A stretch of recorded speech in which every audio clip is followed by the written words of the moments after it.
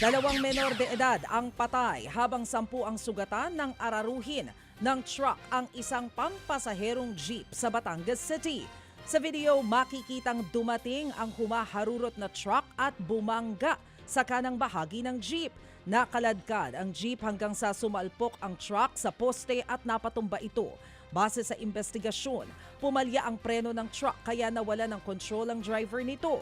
Sinubukan umano ng driver na umiwas sa mga sasakyan, pero nasalpok pa rin ito ang jeep.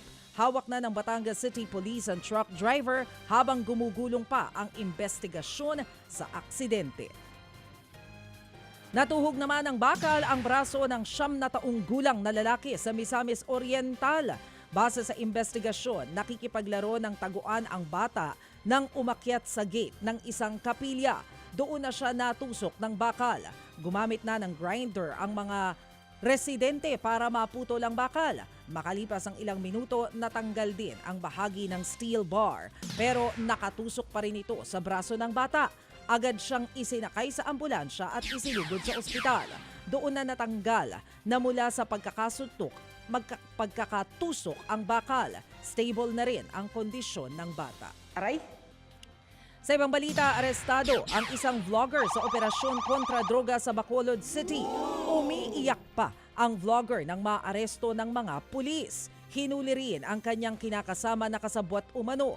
Nakumpiska sa kanila ang 50 gramo ng hinihinalang shabu na nagkakahalaga ng higit 300,000 piso. Nahaharap ang dalawa sa reklamong paglabag sa Comprehensive Dangerous Drugs Act.